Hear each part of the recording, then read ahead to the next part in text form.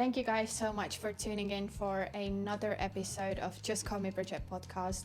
I really do hope that you like this podcast, and if you do, please subscribe to the channel, and also if you would like a bit of more information, please join my Patreon because it really supports to help the podcast grow, and I really only want to bring the best guests out for you. I hope you enjoy another episode, and I hope that I do give you some new knowledge that you didn't know before and it was helpful.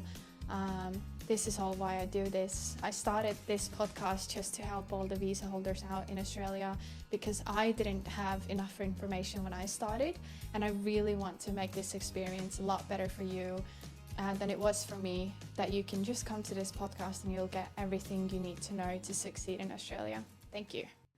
Welcome guys to the 18th episode of Just Call Me Bridget podcast. Today's episode is not my regular podcast episode, but it's something that it's very close to my heart. And when I found this amazing Estonian woman here in Perth who speaks about all of these incredibly necessary topics for women, I just had to have her in. Today's guest is Merilin Liivamägi. Welcome to the episode. Thank you, Birgit, Bridget. Thank you so much for having me. I'm excited. I'm nervous. I am lots of things feeling right now, but we're going to have a good time, hey? Yes. So if you haven't yet, I am going to do a quick promo to what you do. So you can find her on Instagram. You can find her through her website, and it's liivwell.com.au, so liivwell.com.au. And she is a certified coach and mind-body mentor, and really all she teaches, she does Sunday resets, and just have a look at her website, guys. We actually met up in the beach of Scarborough to sort of go through this episode and try to find like a good framework to bring this information to you. And I shared with her that how important I feel this topic is being in Australia. It's not only, you know, your visa situation and whatever, but because how well we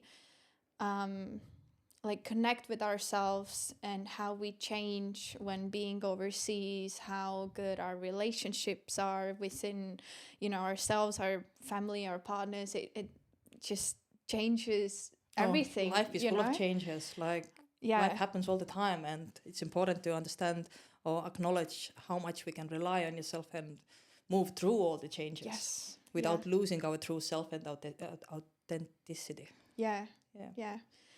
So I'm excited, guys. So we're going to do this episode, and we're also going to do a Patreon episode for you guys. And really, we're going to go through Merilin's story in Australia, because she's been here almost 6 years as well, like me. And then we are going to move on to topics like femininity and, spicy good things. Spicy good things, what we need.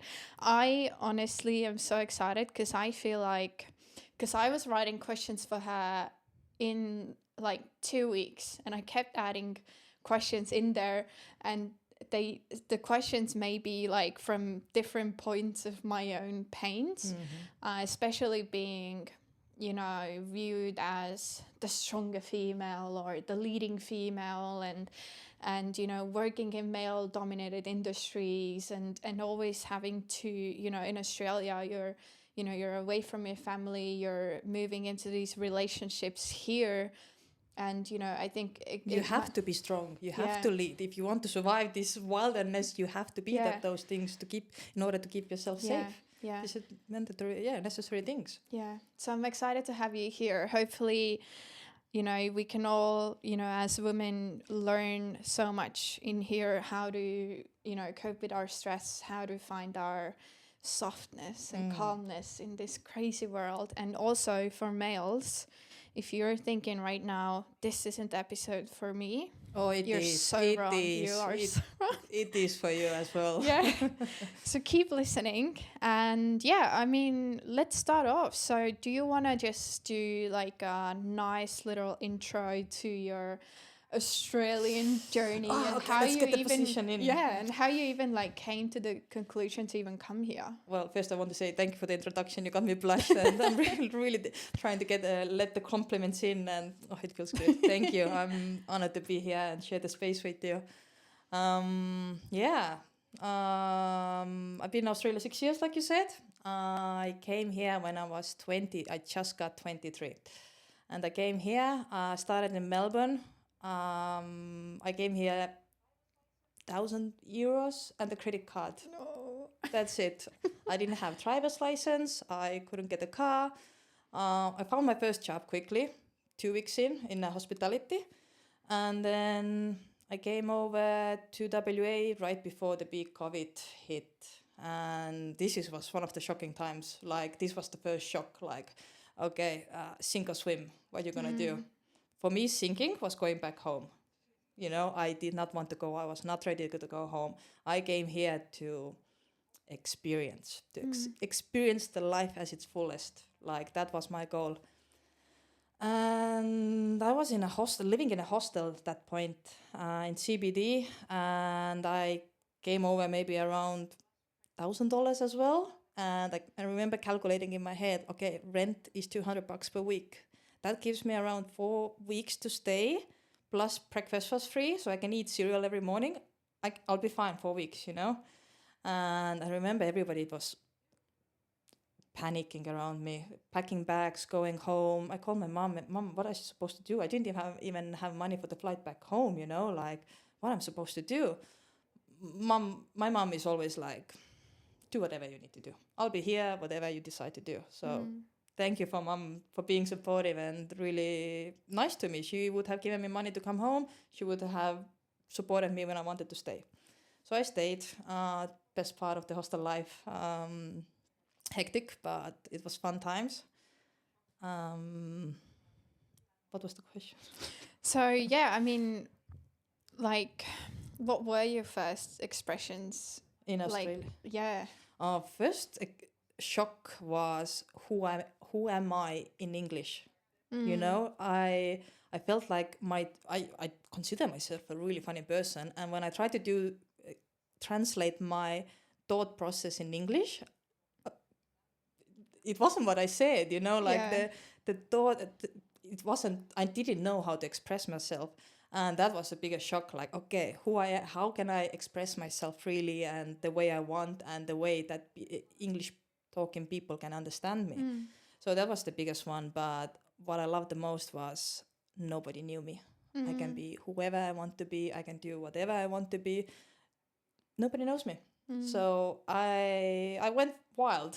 I let my inner wild woman come out in my first years of being in Australia, and yeah. That's cool. Have you done like heaps of farm works, or like what sort of sectors have you been, working in? Mainly for me is hospitality.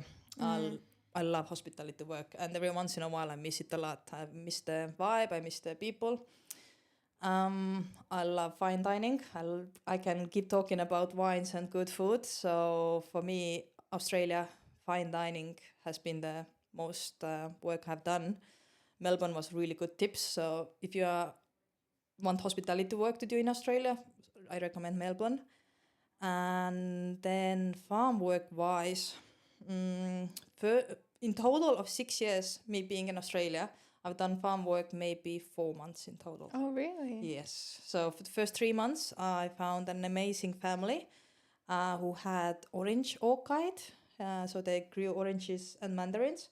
They had 3 beautiful daughters in age of 8 months, 2 years, and 5 years, I think they were. And dad was working, mom was taking care of the kids and the farm, and I was just the farm help for them. And it was beautiful, beautiful place to be. And I didn't, lots of us backpackers feel lots of slavery in the farm work, long hours, no pay, but for me it was the first time when I actually started looking inside of me, because it was so quiet and the nature was around me and the girls were beautiful and I had my own dog and I had a quad. So every morning I woke up, it was just quietness and beautiful. And then I was working hospitality again in a small town called Dunsborough, one of my favorite places in Australia. It's close to my heart. Imagine waking up, you take your bike through the coast to the small cafe you're working. It's really chill, everything is calm, no stress, you're just flowing around there.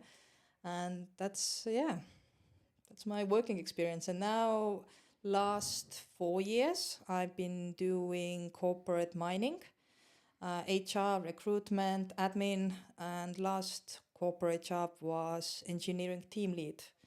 So I'm not an engineer. I'm just again, strong leading woman, and I like organizing things. So I help engineers to hit the goals, hit the deadlines, and just be them for them, help them to work better, basically. Oh, wow. Yeah. Good for you. Yeah. I don't want to say lucky because there's a difference. The first corporate mining I did, they promised me a visa, a sponsorship. So 3 years I pushed and tried to prove myself that I'm worthy of the visa. I tried to prove them that I'm worthy of the visa. And then 3 years later, they were like, sorry, bye, all the best. And that shattered, like I put everything on hold in order to get that. I used my good visas that I could have traveled around, but I put myself in 9-to-5 box just to get the more permanent solution, and that backfired. And I've never lost a job like that before, and I was lost, like it wasn't only a job, it was my future in Australia, my everything. And I think I had only 4 months left of my visa back then. Wow. And this was one of the hardest time because I was shocked. It literally took me down. But at the beginning of that year, I went back to school. I started then learning how our mind works, neuroscience, nervous system, mind-body connection.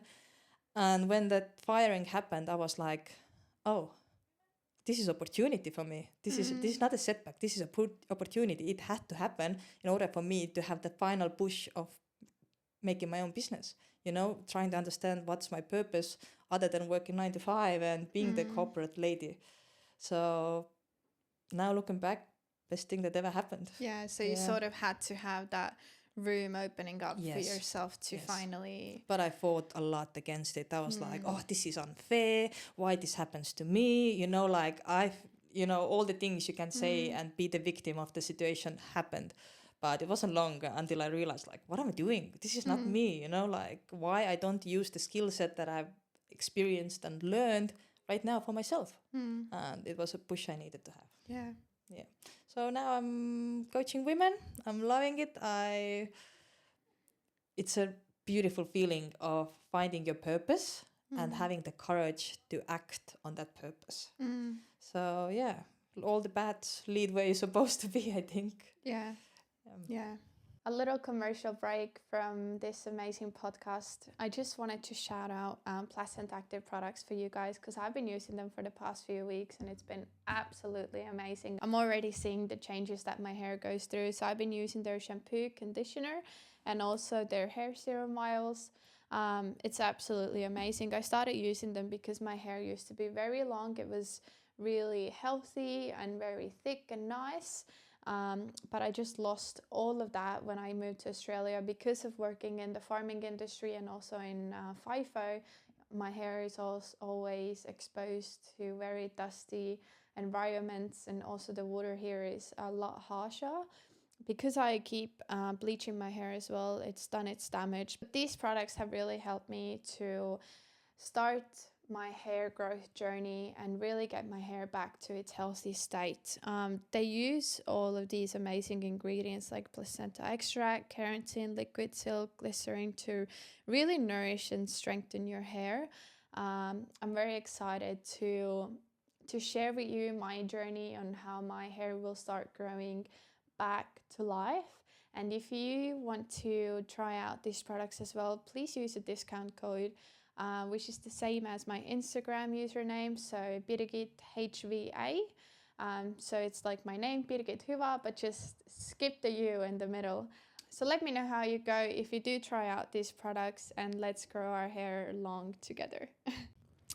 Yeah, I love that. I love that you said that you sort of went through every situation of, sort of self-pity, trying to blame the situation, because it is I blamed others. I never blamed myself. I didn't think like, I did nothing wrong, like I blamed everybody else. But there is a reason why it happened, and there is things that I did really wrong that now I think back like, I was a little bit red flag as well. But at that point, I didn't, I had my goal, I pushed through, but that's where I went wrong, because it's law of detachment. You want something and you forget everything else around you or what happens around you, and you just so focused on one thing.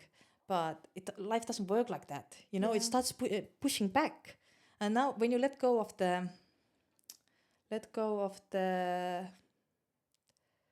pushing, like the need to have that, you take like it's not attached to anything. It's most likely stay with you and comes to you. But if you chase things really heavily, it's gonna backfire. Like right now I took the new job just to cover my visa money, just to cover my finances a little bit, and I feel like I did bare minimum. I didn't push. I was just like went in there, did my job, went away. 3 months later, hey, we would like to offer you team leading position. I was like, what? I thought you're gonna fire me, like I'm not doing my best. And then it hit me like, my bare minimum is already good enough, like I don't need to go more above, more and above from myself in order to have something I deserve, Yeah, and it's a thing that can happen in Australia more likely than anywhere else as well, I feel. Yeah. Because Estonians are very good at always doing pushing and much more than necessary. And saying like, work hard, then you deserve love. Like, excuse me, what? No, I deserve love just by existing and being myself. And So I'm just trying to reflect on your story to my story and to maybe other people who right now might be, if we have a backpacker somewhere right now who's had this inner voice just slowly whispering, and then it goes like more heavy and heavy and heavy, for them to sort of actually be like, like I really do feel like this is my calling, but they keep having, same for me was with mining. So for example, I really wanted to start this podcast, but then you start rationalizing. I was like, how on earth would I quit mining to do a podcast? Because you're looking at the salaries. I'm not earning anything from this, but it's something that I really enjoy doing. Whereas in FIFA I'm earning a lot of money, but I just feel like my soul is being like sucked out. But it's not because of the job, but it was always because I was unhappy in that situation. Like every time I did a job, even if it was easy or whatever, and I might have I enjoyed it, like because I had the same, like I was growing inside the system and I got more responsibility and so on. So even though that was fun, but that inner whispering noise never this is not what I want stopped. To do. Yeah. So how would you tell someone, like, because I think I have 2 points of view from that on when people ask me like, so like, how do I know it's the right time, or there is never a right time. Otherwise you will keep waiting. But big changes don't happen overnight. Like it you can't just wake up one morning, I'm a new person, or you can wake up, I'm gonna quit my job and move on. But you want to be safe as well. You don't want to be impulsive and drop everything and take like it works for some people. Some be impulsive, take the risk. It works out. But at the same time, how can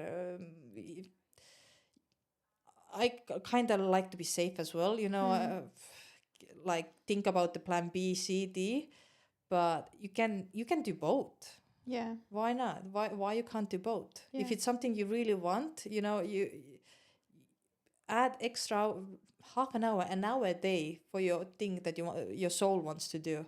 In a 6 month time, that's lots of work you have already put in, you know. You don't have to now everything straight away. No, take your time. Yeah. So do you see yourself now staying in Australia? Yes. Yeah. Yes, that's it. So never going back. Who knows what the life brings. We are in constant change. I would like the opportunity if I choose to live somewhere else. So I still feel like there is some traveling inside of me left, like one more time of I'm going and being lost. I have one more time inside of me, but I want to have the opportunity to come back and to call it home. I do already call it home, but we all know what is with the visas, the constant waiting and constant uncertainty, that you want to feel home. And it takes time to feel like that anywhere in the world. It takes time to build a home, to feel home. So we already talked a little about this before the microphones went on. So you sort of locked in, you know, after losing the sponsorship to, you know, coaching as you do today.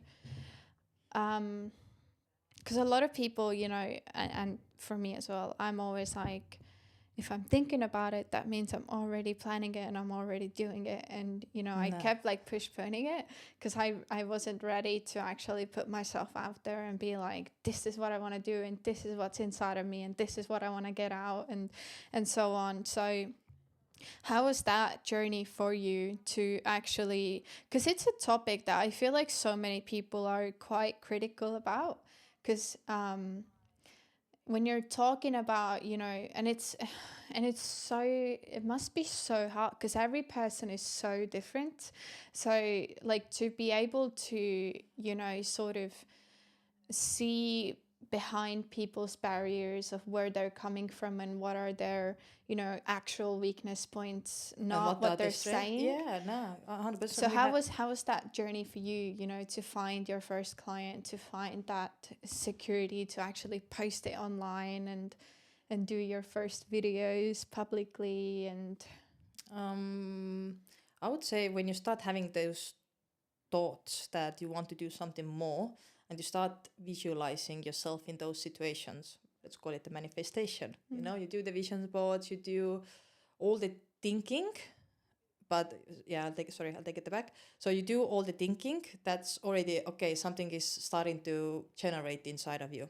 Then you need to start putting it out there. Yeah, you do the vision boards, you do the journaling, but it needs to come out of you. You need to let it out. But I always like to say to my clients and for me as well, like life is not only up. We can't only imagine and think about the good things. Oh, I'm gonna have so much money and I'm gonna be so happy. No, I like to compare it when I was training for marathon. I was thinking in my head, I vision crossing the finish line, but I need to vision as well how I wake up in the morning and it's raining and I don't want to go for a run, but I have to go, and I vision myself in those hard times that I'm gonna push through. Part of my certification, there was a requirement to have practice clients. So it was out of my comfort zone, you know, like, oh, how can I find those clients? Where can I find them? How can I find the clients that I would like to coach, that I can relate to, who I believe I can help with?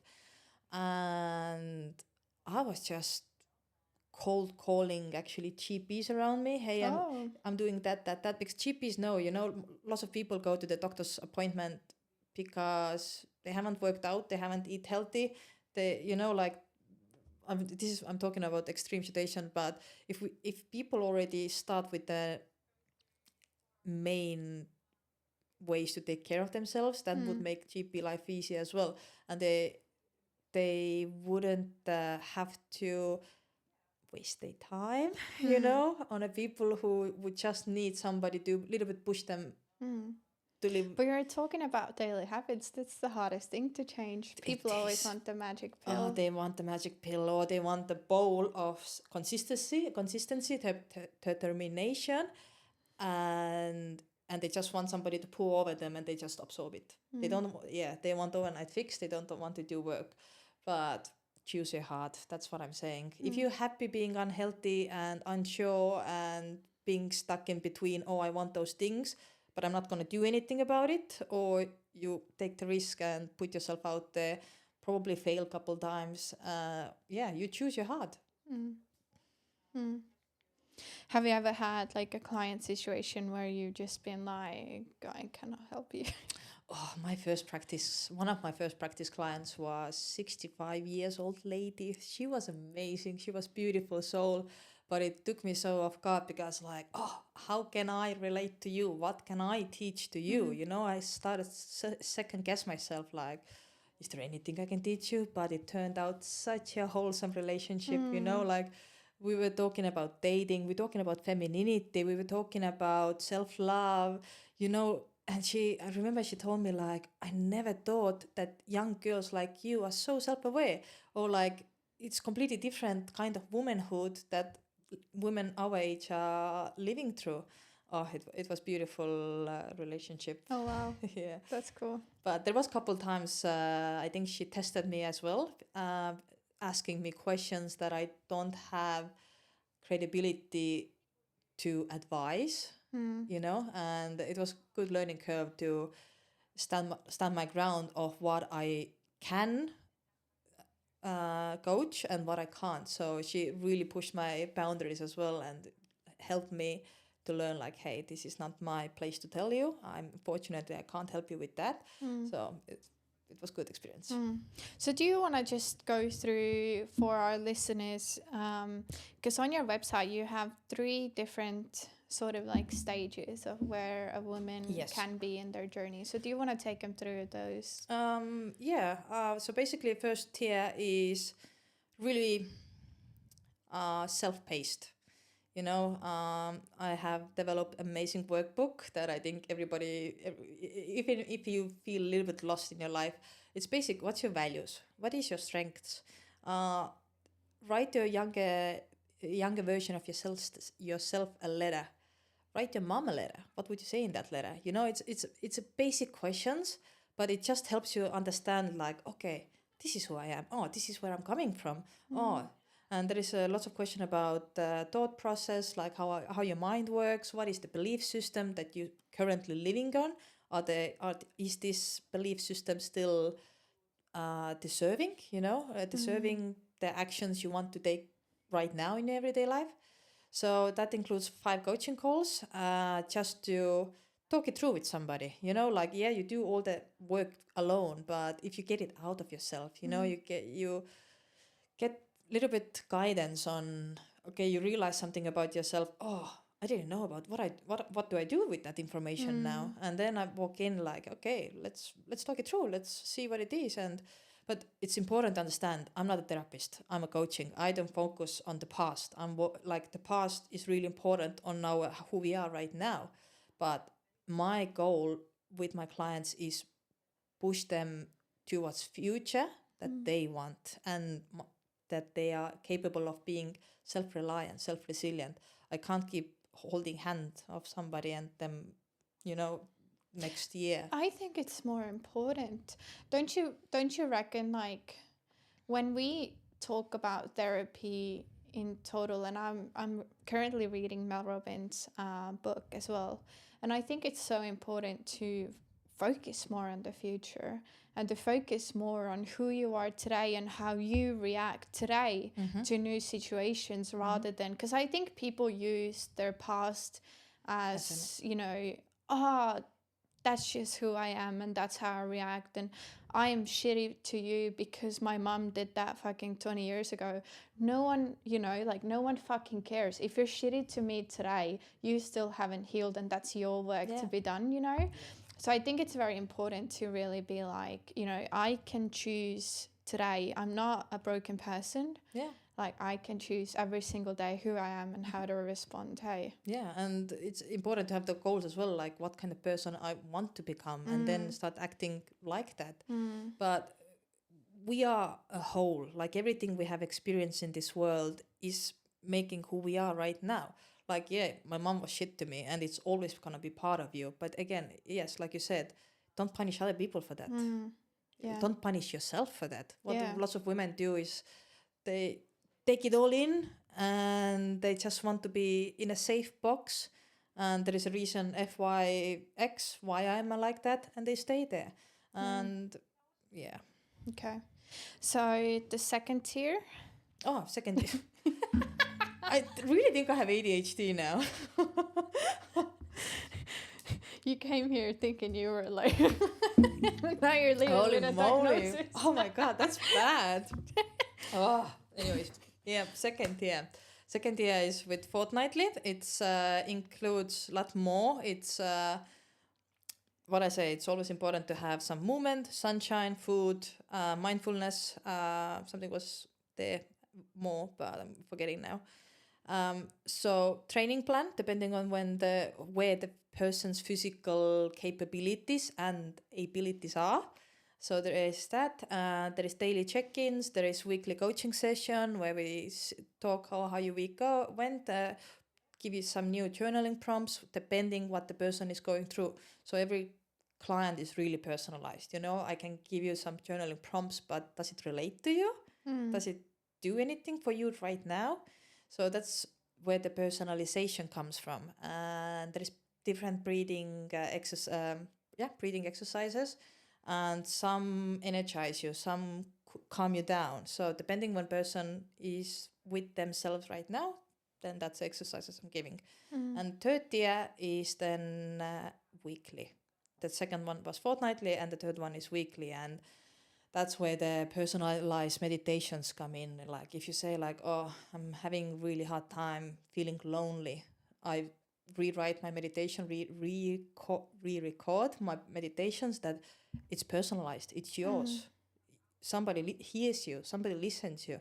And yeah, that's the 3 tiers I'm working on. I really recommend the weekly one just because it's constant accountability, constant progress. Because I can see with the workbook, ladies start with the big hooray, let's start with it. And then 2 weeks later, they don't have the accountability as much. And they just like, oh, I don't have time for that. And the excuses come. So I try to push them a little bit like, hey, it's time for a checkup call, like book it in. It's really important to give push, because people are so quick to, don't have time for myself. And then I was like, yeah, exactly. What do you mean you don't have time for yourself? You're doing it for you, not for everybody else. You're not doing it for me. Yeah. How do you yourself, it's such a hard sort of energy-wise to be at that you're, in the situation that you're always there for people, sort of. How do you, sort of clean your own energy out or get new energy back into yourself? It's actually, it's not hard for me. Like, I love other people, I love socializing, I love helping. It's not hard for me to be there for all the time. I do have to set strict boundaries, like this is my working hours. But I always say, like, when I text my clients, you don't have to be replying to me all the time. You have your own life as well that you need to live. So it's like usually I text in the morning, like my working hours, and then they reply in the evenings, and I will text back next day. But clients actually don't need constant accessibility to me. They need to vent. They need to feel like somebody's there. And that's how it works with the checkups and check-ins. There was something else I wanted to say. I like that what you said, that women need to vent. Yeah. I don't know if you know that from the series Modern Family. I think it was like it became viral at some point where like one of the actors was like, I don't need a solution, I just need to like talk to somebody. And I think that's like one of the main things that I've had to teach my own partner. I was like, I just want to like get it out. I don't want, you know, and then solutions. Next day usually when I start to reply to them, it's like they say like, oh, it's a new day, I don't feel like that anymore. It's like amazing, you know, but just to get it out and to have somebody there that you can vent out.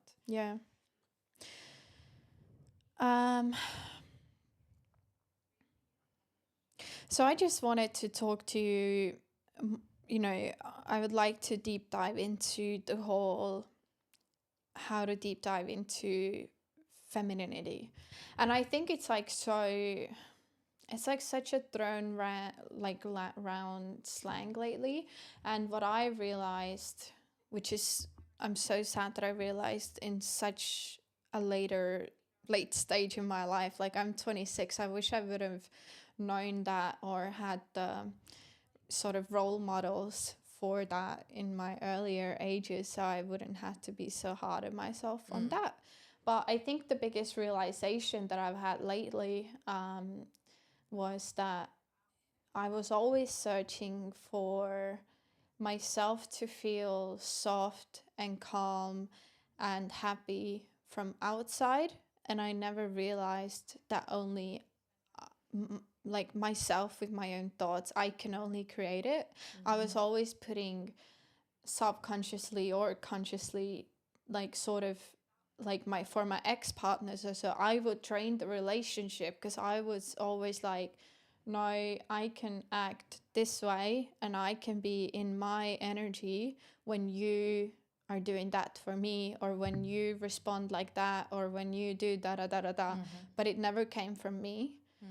And I think we talked about it a little bit, you know, of course, right now I'm not talking about like extreme situations, you know, like it can come from outer sources as well, of course, you know. But what would you say to, and you know, because this is a show for visa holders really, if there's someone out there who feels sort of in the same situation that I've been in, where you just are so in the stress response and you're so in like masculine energy, and you you know, I don't know, you can't be in your sensual and sexual self, and you shut down everything in your body, and you have no, you know, feelings to, you know, whatever, like to get an orgasm or whatever.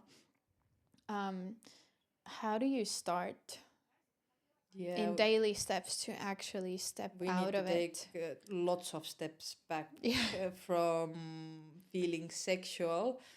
In order to experience that, we need to be safe, you know, and there is so many things between feeling safe and feeling pleasure. That's they go together, but there is so many other steps in between to fully open up yourself for pleasure and for sexuality.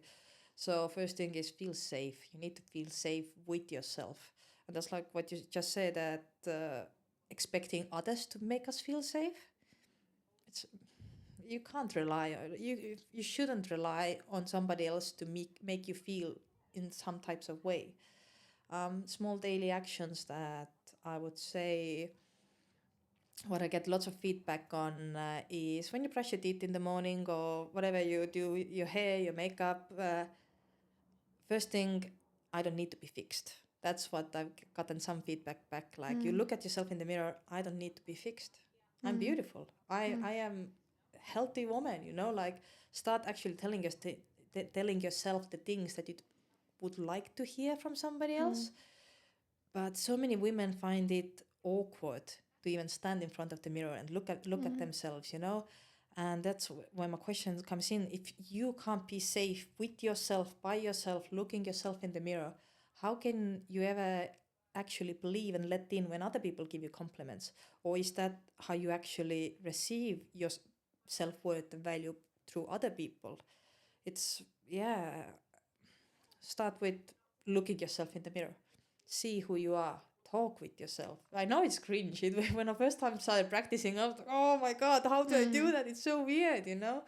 But start building a relationship with yourself. what do you think femininity is? What femininity is for you? For me, what I've tried to really accomplish is that I would be able to bring calmness and just step out of sort of like solutions and quick reactions and this must get done now. List. Tick, organization. Never having time for myself, always trying to cater to others but not being in the present. And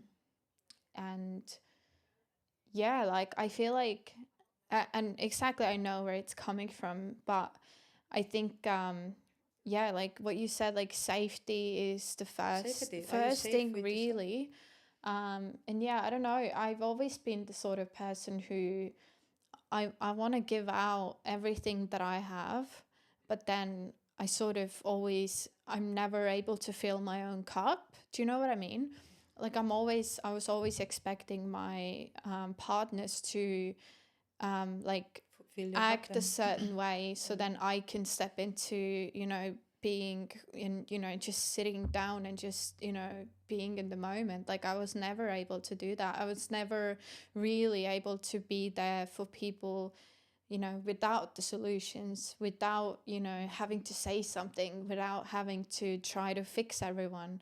But I think like what's really beautiful is that when a woman really is, safe with their partner or, safe within yourself. Because I remember when we were talking on the beach, I told you as well, I was like, when I'm single, oh my God, I am the most fucking sexual being on earth, because you're always moving around with that, sort of giddy energy, and you're always like sort of, I don't know how it is for you, but for me it's like completely like that. Where that energy comes from? I don't know. I just feel like I have, cause, it's very interesting that when I went to, all the Estonians know there's like a sexual, how do you say that she's like a sex teacher or whatever. Sex coach as well. Sex coach, yeah. So I went to her coaching, and then I met up with a friend afterwards, and I was telling her, I was like, like actually, like, I don't know, like I feel like I've always like not been, like I feel like I'm not in my femininity, like I'm always, I'm just not able to give that space to myself, like I've had issues with like eating disorders and self-image, and my relationship suffers because of that, and so on and so on. And everybody, like I told my friend that, she was like, that's so weird, because I always looked at you that you're like the most fucking sexual being person, because I feel like I have been able to use that in my everyday life, just like my energy to but like I'm not able to bring it at home. Do you know? And then I realized, I was like, wow, like, I need to be able to like just focus on myself and not just give everything out. So now I've done like a lot of steps toward that. But I do feel like, I don't know, is there even like a specific quotation to like what femininity is like? Like it's each to their own. It's completely each to their own. By the book, if we talk about what the book said, then it's masculinity is the pushing through, the goal achieving, setting goals, organizing. That's all masculinity. Femininity is the that's flow. Like my fucking, but you have to. That's my identity. Yeah, mine as well. If you want to be successful, you it's not only you have one side. It's you have to have the mix. But the goal is to balance them out. You go do your work, you push through, you put the goals, you achieve the goals, but you need to find the time to regulate from the pushing. Okay, now it's my time to be safe and soft.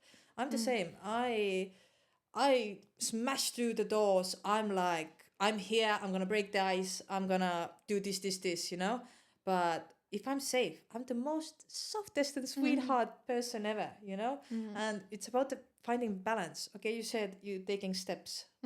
What are those steps for you that you feel are working? Yes, and that's quite amazing actually. I always used to so because I've always been like this. I never had a breakfast sitting down. Never. Not once. Always on the go. Not once in my life. I was always eating breakfast while driving to work, or I skipped it completely, whatever. So now for the past year, even when I went back home to Estonia, my mom was like, I don't recognize you. Like, she was like, you're such a more calm and present person.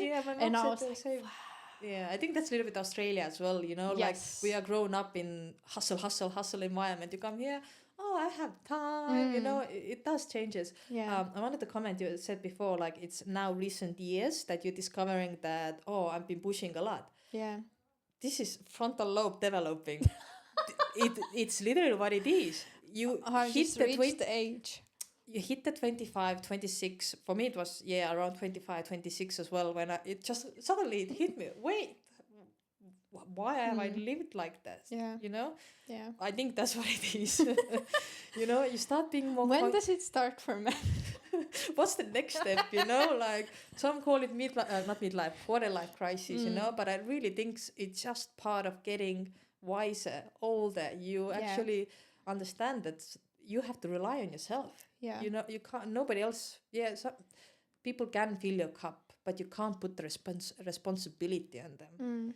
And so talking about steps is the same way you find time to brush your teeth, or you find time to do those things that you do daily. You can train yourself to make room for the tiny other habits that help you grow the safety within yourself. Like for me, it's you asked me how I regulate myself after clients. I have a coach on my own. That's best decision I ever made. She helps me regulate and vent to her, and she is there for me. But I have my own somatic practices. After every coaching call, I shake it out. I even scream it out every once in a while. You have to have your things, your personal things. Before bed, you put the pajamas on. Just hold yourself. Put some 3-minute music on. Just hold yourself. Sway with the music. It doesn't have to be like, I want to be more feminine. I'm gonna go have hair done, makeup done. Like if that is what you call feminine, of course. But it doesn't have to be a big bang. That's you want to be like. Yeah. It's such a tiny change in your life, but it has a massive impact. Yeah. And I feel like that's the most beautiful thing, when you can see it in a woman, that she is like there with herself, because you can feel it in women's presence. If she's confident, if she feels good in her own body, and you can feel it in the energy, and I love it. I love being around. Yeah. And it's beautiful, ladies, like it's beautiful to experience it yourself. Like the first time when I actually held myself, I just started like bawling my eyes out, like, where have I been? Like, why I haven't done it before, but you just don't know until you start to feel the need. Okay, I need something more. This is not enough for me. Yeah. And you start practicing, trying to find people who support your journey. And it's beautiful. The self-awareness comes in, and the need, you understand you have pushed your needs down for a long time of whatever external reasons, environment, or experiences, traumas you have gone through. Like we said, like we women tolerate a lot, men as well. Not saying men doesn't, but like you said, eating disorders, sexual abuse, whatever. Like it's a lot. And you need to be safe within yourself. Yeah.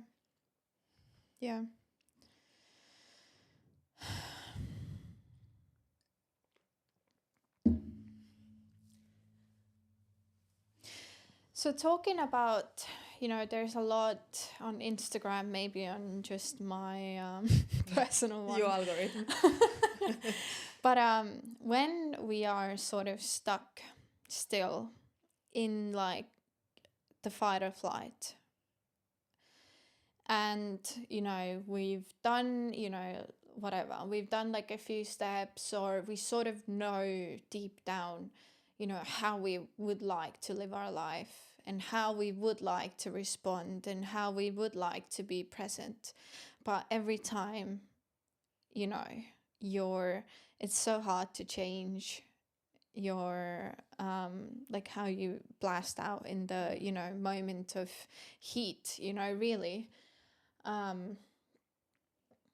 Or I don't know if some people have like issues in the relationship where they're not very good at communicating and so on, and talking things through, and they need to like sit down with their partner to talk things through, but they still can't do it. Like it's so hard to change yourself, because your body always goes back to your default settings, because that's what it thinks it's safe, Yeah.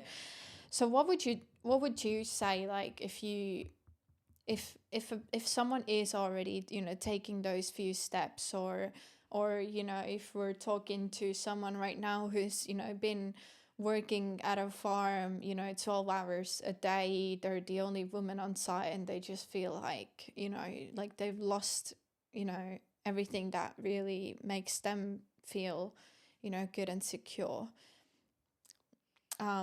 What would you say to someone? Like, what would be the first things to do when you are still stuck in the fight or flight moment and you really just desire to come out of it?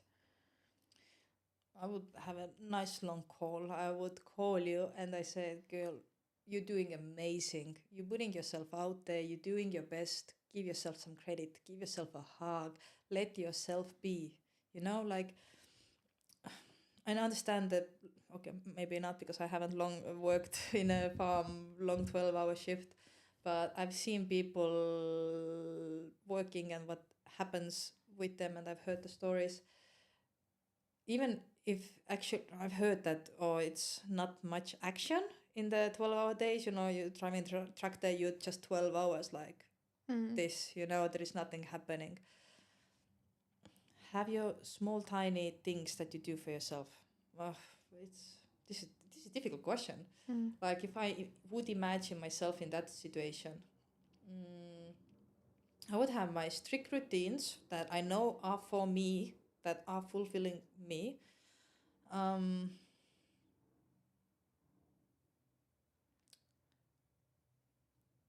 It's difficult, isn't it? It's difficult. Because I tried so hard to get out of the fight or flight moment, and I always knew, because I just had the response from my past where I was always like self-regulating, and it was so hard for me to actually be like, okay, like, because women are extremely good at thinking narratives in their own head of how we always process of, I think he thinks like that, and I think he's meaning that, and we like to be up here, we like to be as well, but feelings are meant to felt, not thought. We can't think feelings, we can't we can't think about feelings. To learn how to drop from your head to your body. It can be easy as you put just both hands one back of the head and just hold. Maybe your mom was, when you were sick, always put, that's a safe thing, you put your hands up, you hold yourself, you breathe in and out and feel what's happening there. Let yourself come down. Notice how your toes, what's your toes doing, what is your fingers doing? Just put them under your chest or belly or hips, like when people gym goers, they touch their muscles when you do some exercises to have the mind-body connection. Same thing. Hold yourself, put yourself, touch yourself, like create a space for yourself that you can feel safe. And we like to be in our head, but you need to drop into your body, because your head doesn't know what's happening, if it's happening right now, or your body doesn't know if it happens right now or it used to happen. So if you think back of some situation that happened, and that happened with you, that was scary, uncomfortable, your body doesn't know that. Your body will act like you are in that situation right now. So drop from your mind to your body. And you're mentioning flight and freeze and all those stress response reactions. These are one of the biggest reasons why women don't feel as sexually erected. Is that the word? They don't get, bluntly said, don't get horny anymore. They don't feel safe. It's because we are all the time so wired. We are just constantly, and our nervous system is connected with our organs. Pelvic floor is connected with your womb space. So what you eat highly affects your progesterone and estrogen, which is your reproductive system hormones that we are controlled by them. Those two hormones depend how we feel, what's happening with our skin, what's happening with our thought process, our bloating, our gastro system. So for me, you were asking how I'm slowly coming out of it. So for me, it has been extremely, my life changing has been just doing my daily steps, like you said. Just have you spent time outside? It's major changes. And also, if you're someone like me who's over consuming educational, you're just feeling yourself all the time. I'm just feeling, and I realized, like, oh my God, like I never took a walk without listening to a podcast. I was never driving anywhere without listening to something educational. And every morning I woke up, the first thing I did was put on like some podcast or news or whatever. And I was like, oh my God, like I'm never taking the time to actually process my own thoughts and my own feelings. So now when I go on my walk, sometimes I just don't take my phone with me. And it's been crazy change. It's such a small thing, but it's been crazy change. Like, and still, like now, sometimes when I go, then when I feel like you have to be there to actually take in the because you're still consuming, you're still entertaining yourself. It's still entertainment. The hole we try to fill. Yeah. We don't like to be quiet. We don't like to be silent. Like, as soon as it's quiet, it's like, the anxiety comes like, I need to do something, or I need to fill it with something, But how can you listen yourself and your body if it's just noise everywhere? Yeah. It's just like, I tell my clients as well, like, eat without screens. Like, if you watch TV and eat, you just eat, the food just passes through you. But being present already while you eat, that makes bigger change in a longer period of time. Or people poop with the phone. Like, especially males. I know, like, let's not go there, but the changes it's hard to keep consistency, but it is literally that simple, that eat healthy, that affects your hormones, and hormonal imbalance is the most outcome of being in the flight and fight and freeze and fawn response.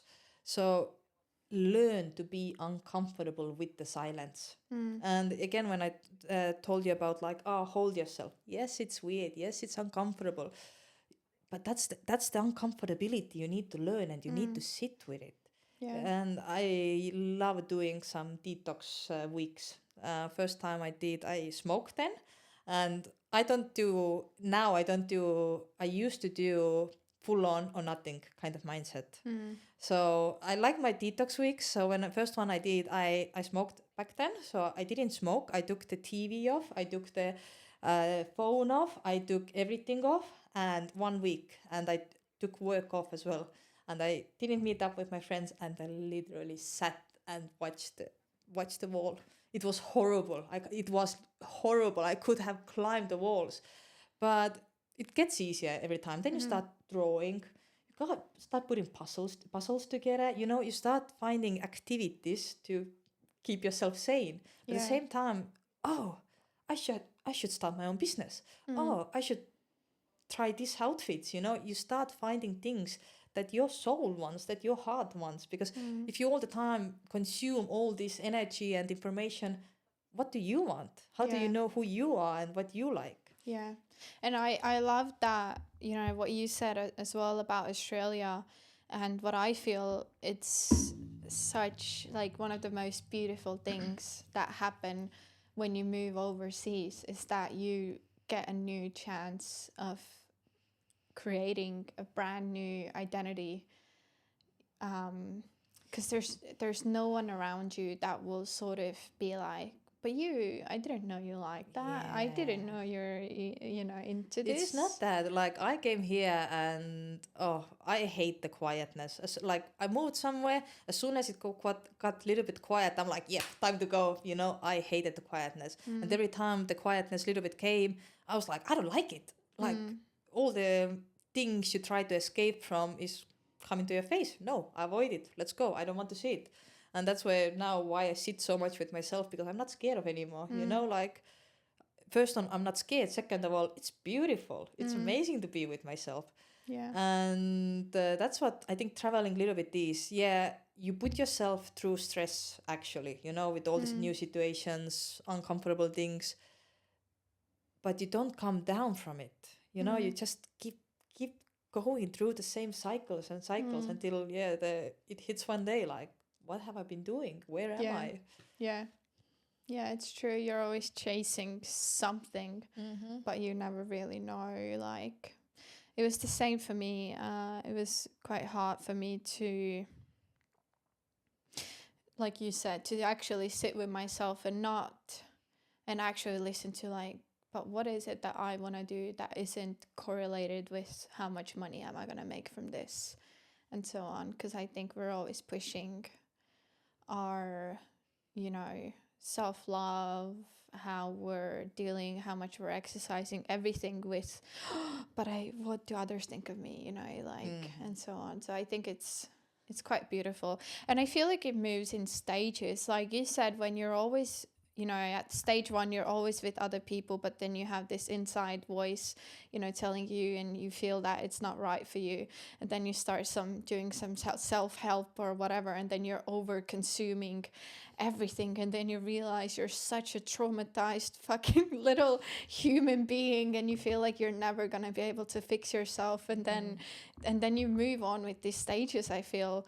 And then, you know, you isolate yourself from everyone. I was in that stage of, you know, like, I think a year ago, where I was like fully isolated. I didn't want to see anyone. I just wanted to be by myself. And then I started moving on to, like, I was like, okay, like, who are the people that I actually want to surround myself with, and so on and so on. So I think it's quite beautiful to actually see and really. I just want to correct you there. You never needed to be fixed. Yeah. Like, people should stop saying that I need to be fixed. No, you don't need to be fixed. Dogs get fixed, you know. Like, you are a whole, full person. Exactly how are you? Because all the things you have had to experience to become this person. Yeah. So it's really important for people to understand you don't need to be fixed. You are already enough. But do you believe it? That's the other question. You know, like, most people need the acceptance, need to be seen, need to be lots of things that will look for the outside validation. But you don't need to be fixed. You just need to look inside of yourself, make peace, forgive yourself for the things that is hard to sit with, forgive it other people, and move on. Yeah. But these things that, you isolated for a year, that's what you needed then. You did not know better. That's what you needed, and you did what was best for you at that time. Yeah. Before we because we've been talking for an hour, before we actually move on to more of the practical tips and so on, I do know that when we met up in Scarborough, you did say that you don't really want to talk about male side of things. I did say that. But would you have any, like, elaboration on, you know, we're always, you know, if women are on the road to step into their own journey and into their own femininity, how can a woman support their partner to step into his role. What do you think if it would be opposite? If a man would ask me, how can I support a woman to be in her femininity? What would you say to that? Yeah, it goes both ways, doesn't it? Depends on the people's personalities. I don't First know, one, if my man would come to me like, hey, I would like you to be more feminine. First reaction was like, excuse me? Second reaction, like, depends on the person. If you put somebody on a on a pedestal, and say, be masculine. You know, you have a person who would take like what you mean. You have a person who would choke it off. You have different kind of personalities. How they would react to that? I said that I don't like to talk about male's perspective because I'm not a man. I don't know how their hormone system affects their mindset. I don't know that. But in my experience, men have it hard too. Like I've been babysitting a lot of young boys, and they are most kindest, sweetest things ever, you know? Like they can be actually so much nicer and kinder than some their age girls are. And it has gotten me thinking like, what happened? You know, like, is it the society that they got hurt? Yeah, like what happened? But how I think you can lead, that's already where I went wrong here, how you can support a man to step into their masculinity even more is to give them a space. That's something we don't want to do, but work on yourself. And if your partner is there with you, he will follow. If he sees that you are working to be a better woman for herself, a good partner is like, I wanted to do that as well, you know? But now is the question, does he think that's important for him, or you think that's important for him? That's, I don't know, but I know, my experience, men want space, and we as a women, I think we should give that space. Even I know it's the hardest thing because you want to do, oh, you haven't done that, oh, this is the deadline, or why I can't see any progress. Give them space. If that's something they want to do, they will do it. If it's something they won't do, then ask yourself, is that's what you want? Yeah.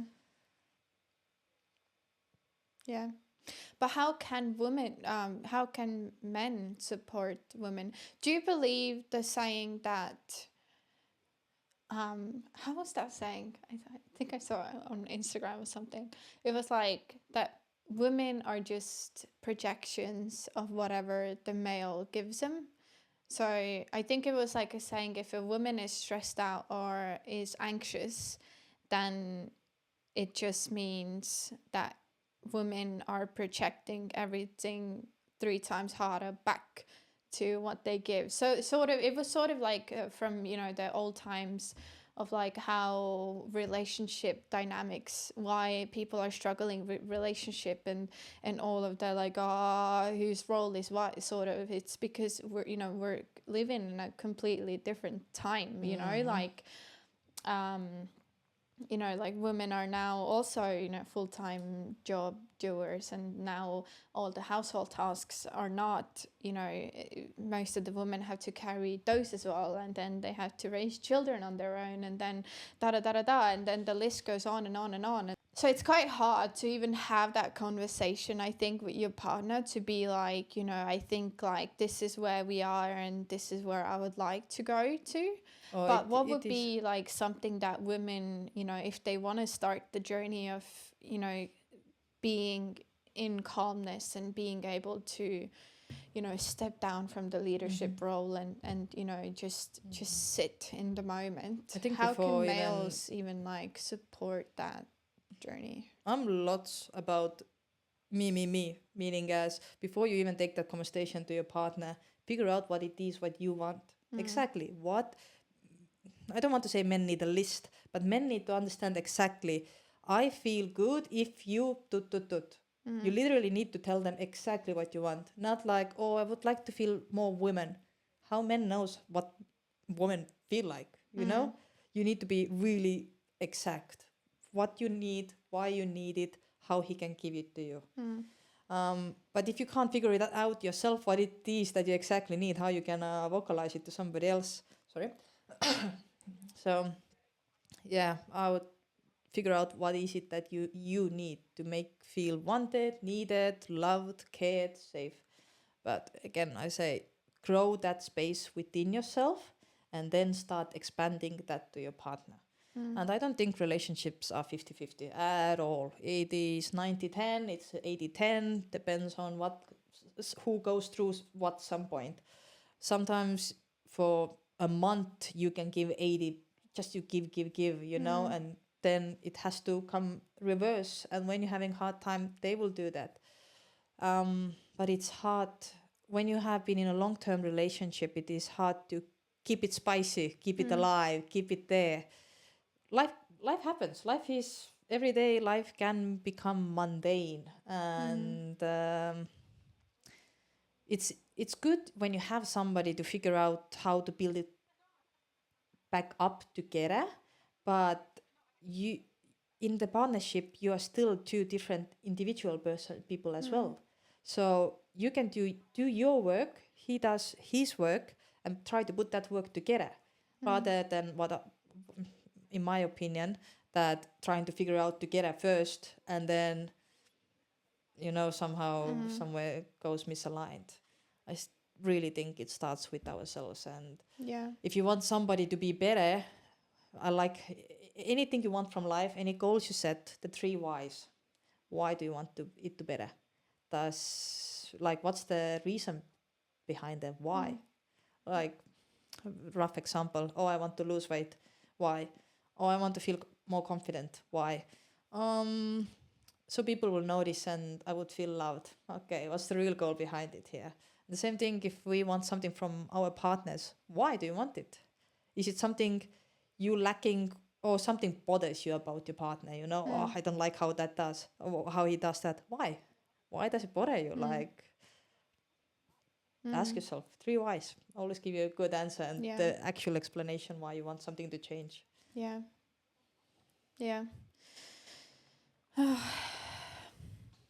What do you think? How women can help men?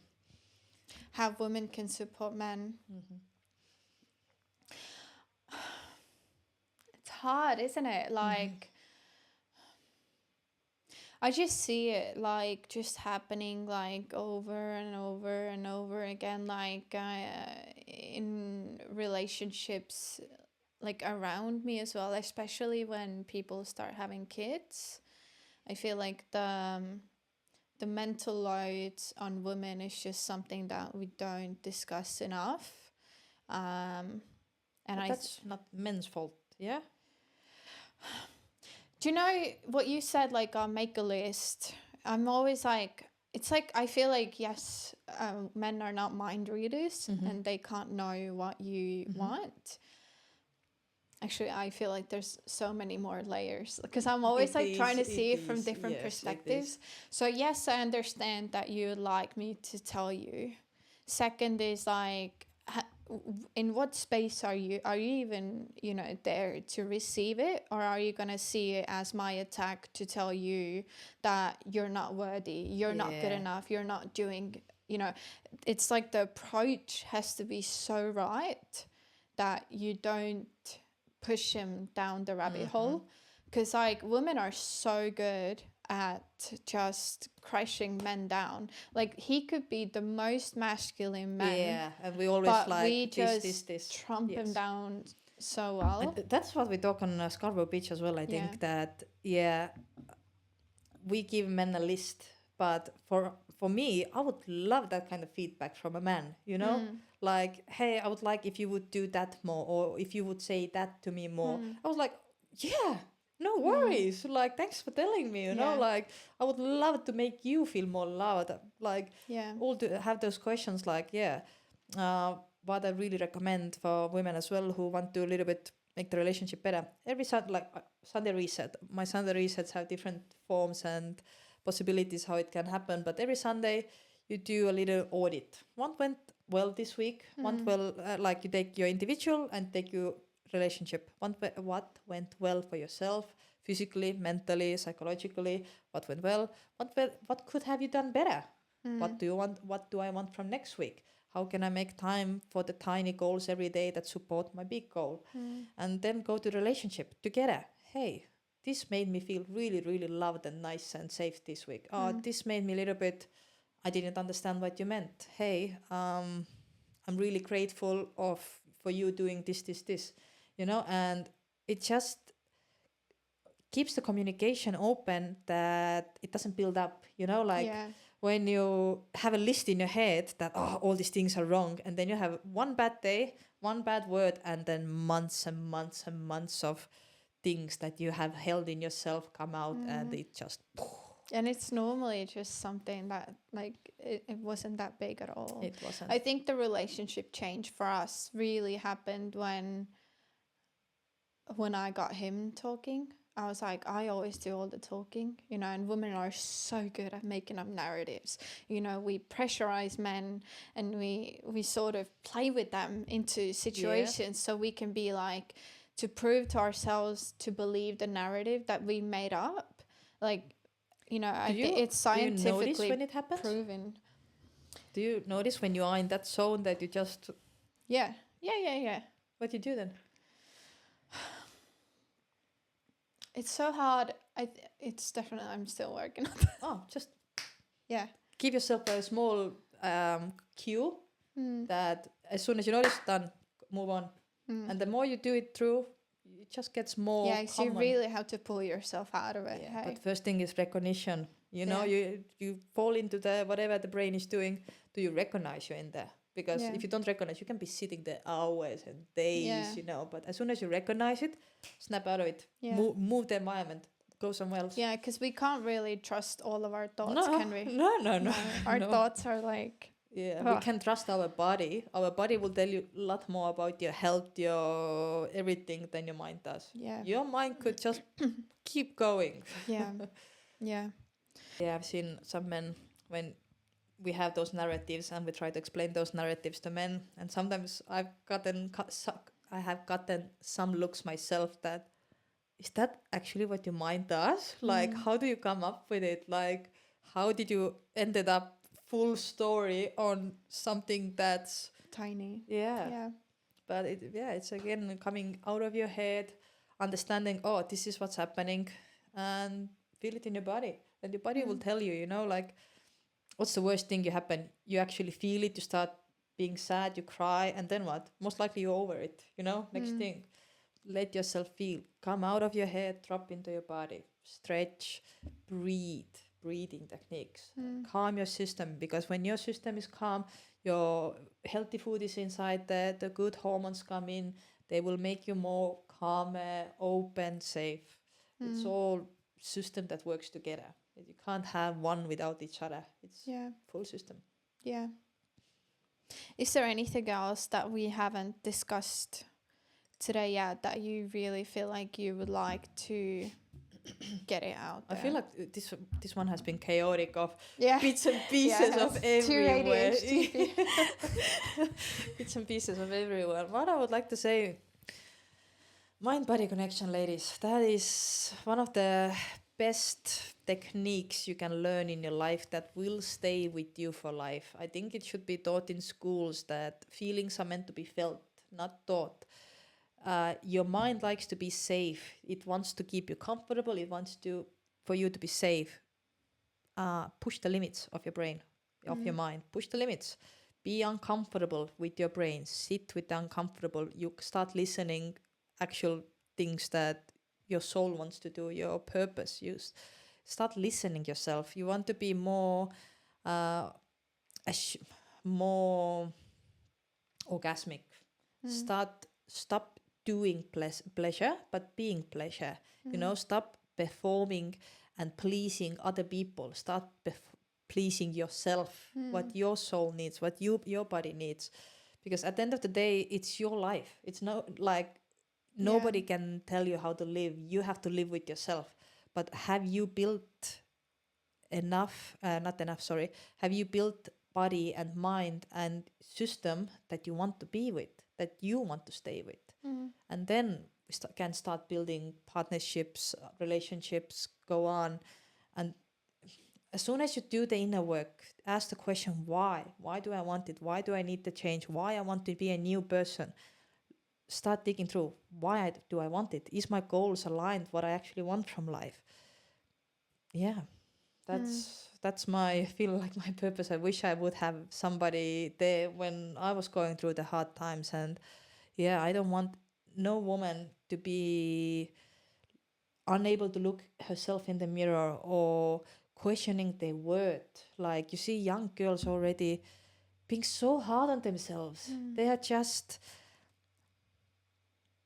I don't want to say broken, but they just don't see themselves. Like, would you, the way people talk about themselves in their head, like, would you talk with your best friends like that? You know, it's I know how horrible it can be, but it will get better if your goals align what you want from life, and you every day you do tiny little thing that makes your life better, and it's worth it. Life is living worth it, and you can have a beautiful life.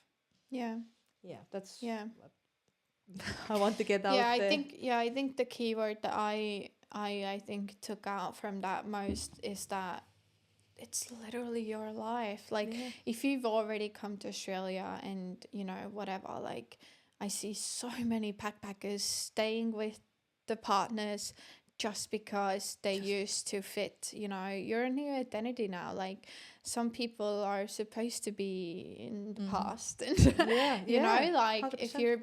If you've allowed yourself to become a new person and you want to live out to your, you know, greatest fulfillment, but you just feel like it's not there yet, you know, stop pushing your own happiness forward and stop expecting someone else to fill your cup. If you don't take that scary leap that is, you know, it's right for you, but you're scared to take the leap, you will keep being in that loop for a long time until you have enough confidence through experience to do that scary decision. Otherwise, you're feeling stuck, life is not moving, you still play it safe. 3 months later, you will be exactly the same position. So I can't stress enough, take those scary decisions, like do those, but be safe and learn to love yourself. If it doesn't work out, you have yourself, you know? Yeah. So what's coming for you this year? I heard a little it's birdie. A big year for me. It's been a big year. So you're going to High Rocks? Yes. So in 2 weeks' time, I'm competing High Rocks. This is my third High Rocks competition, but I am gonna do it alone this time. I am scared. I am so scared, but I'm excited as well. 6 months of training now is the finish line, and it is hard. So I know the finishing is gonna be so rewarding. I know it's gonna release lots of expectations I have put myself, and just to cross it, it's gonna be a highlight of my year for sure. Then 2024 New Year's Eve, I made a drunk promise to run a full marathon this year. And it's been back of my mind all this year, but unfortunately I have couple injuries, so I haven't been able to run the long distances I was hoping, but I still have a goal to run by myself distance of full marathon. So that's my second goal. And then other goals I had was Sunday resets, to be getting around to more women. More women would find a safe space to try how to connect with themselves. So 31st of August, Sunday Reset is happening in Scarborough. And I have a couple tickets left. I try to keep it really intimate and cozy. So all the ladies who are there are awesome. There's a couple tickets left. Come try out what is the somatic release, you know, what is holistic, what is connecting with your body. Like it's gonna be really beginner friendly. We're gonna move our hips. Everybody talks about hips, our hips hold the trauma and emotions. What do you do with that information? I'll show you how. We're gonna open some hips, we're gonna breathe, do some nice meditation, and a little bit Pilates workout. Don't overthink it. Again, not you. People expect like like if we talk of spirituality, people are like, oh, I need to go hug a tree, you know, like, or full on extreme. Nah, it literally starts, hug yourself, think about your arms, feel how the hands are on you. It doesn't be, it isn't extreme. It's just you and your body, nothing else. It's the smallest thing, but it's biggest change. Yeah, I saw you posted like a story one day. It was like, oh, when people say they don't believe in spirituality, and I was like, what do you mean? And I'm always in this funny space of like, how do I say, like, when I started like really like opening up more about my own life so that other people can feel like it's okay to talk about like what you're going through, and it should be more talked about, like women having unsatisfactory sex and so on and so on. And then it's always like the people that are at their shittiest situation in life and who are so unhappy, but yet they always feel too much pride to even try things out. Do you know what I mean? Like, you're so scared of actually facing what's going on so that you're like fully blocked yourself out from trying anything at all. What's the worst thing that can happen? Literally. Like, you don't like it, cool, move on, you know? Yeah. Come back maybe 2 years later. Yeah. But just give it a try. I know it's, again, personality types. For some people, it's so easy to try something new and put themselves in uncomfortable situations. But I promise, like, this world, the community I'm building, everybody is so nice, you know? Everybody wants, we all want to belong somewhere. And if you are into femininity, mind, body, how to be healthy, how to be glowing, you know, how to be the best version of yourselves. That's the community we want to build, and everybody is welcome there as long as you are a nice person. And as long as you're a nice person, that's it, you know? Yeah. And where can people find your 3 courses? Yes. My Instagram account has a link there, and that's about it. And if everybody wants to reach out, I am a good listener. Reach out. I am there for people. You don't have to be alone. We'll talk about now spirituality. We go a little bit further from here. Okay, take crystals, take tarot cards. You know, like, I feel I had my thing with crystals 3 years ago, but they were important for my journey because literally when I meditated, I had the crystals in my hands and I focused so hard on them to feel any energy, but it just taught me where to focus, you know, just to get my mind empty and focus on something. Each to their own. Like meditation as well, there is so many different ways you can meditate. When I first started, I mostly did it outside. I just closed my eyes and I tried to catch noises, meaning, okay, there is a bird. Okay, that's a car. You know, like, just you need to get the focus. That's the main goal. Or you can focus in your body, or you can have the guided meditation in your ear who tells you some kind of journey. Other thing is you close your eyes and you literally point your eyes to your third eye. You literally, that's basically how people would sleep as well. Their eyes go in the back. So that's kind of you telling your body like, we are resting. And you focus. That's the area that lights up when you meditate as well. So you literally look at frontal part of your brain. So there is so many different ways, but again, it's consistency. First, it's gonna be weird. It's your mind wanders off. You bring it back. You just keep doing. Yeah, just don't put too much pressure on yourself. Yeah. Well, thank you so much for coming in today. I really, really do hope that whoever you reached the end of this episode, that you truly felt that we gave you some, I don't know, new thought pattern or something. I hope you found some valuable information that you take home, that everything's gonna be all right wherever you are in your life. I hope you're in a good spot, but if you are somewhere unsure, uncertain, that's fine. That means new things are coming, but you need to be patient and you need to be kind and compassionate about what you're going through right now. Because otherwise, if you mean to yourself, it's just gonna keep piling up of being mean turn it around. You have the power to change your thought process. Use it. Use your mind. Yeah, literally. You do have all the power. Yeah. All right. See you guys in the next episode. Thank you, Bridget. Thank you for watching another episode of Just Call Me Bridget podcast. If you liked this episode, please give it a thumbs up and subscribe to the channel so you won't miss upcoming episodes. And also, if you would like to see more of the podcast and more from our guests, subscribe to our Patreon channel as well. I have so much information in there already. You'll also be able to do an Australian consultation with me. And there's heaps of other different options, and you can also support this channel. If you do have any questions, or you have maybe other guests that you're thinking that you would love to have on this podcast, let me know in the comments down below. Thank you again for watching, and I'll see you in another episode.